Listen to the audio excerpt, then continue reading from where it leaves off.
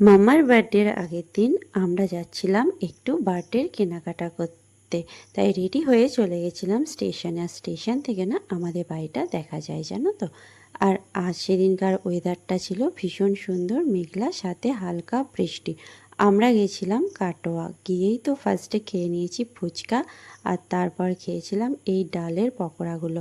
তারপর আমার একটা কাজ ছিল, সেটা মিটিয়ে সোজা চলে গেছিলাম কেক নিতে আর বার্থডের কিছু ডেকোরেশনের জিনিস নিতে।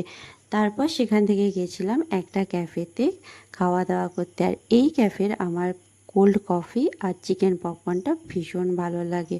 ফেরার পথে দেখলাম স্টেশনে বেশ সুন্দর একটা জিনিস, এই পদ্ম ফুলগুলো, যেটা দেখতে তো ভীষণ সুন্দর লাগছিল। আর দেখে মনে হচ্ছিল শরৎকাল চলেই এসেছে, মা দুর্গা আসার সময় হয়ে গেছে। তো আমিও কিন্তু বেশ কয়েকটা ফুল এখান থেকে নিয়েছিলাম। খুব একটা বেশি দাম নয়, একদমই রিজনেবল প্রাইস। তারপর কোল্ড ড্রিঙ্কস খেতে খেতে চলে এলাম সোজা বাড়িতে এসে আমি কয়েকটা ভিডিও আর ফটোশ্যুট করেছি। এগুলো তোমরা আমার ফেসবুক চ্যানেলে পেয়ে যাবে। আজকের মতো আসি, চলো বাই।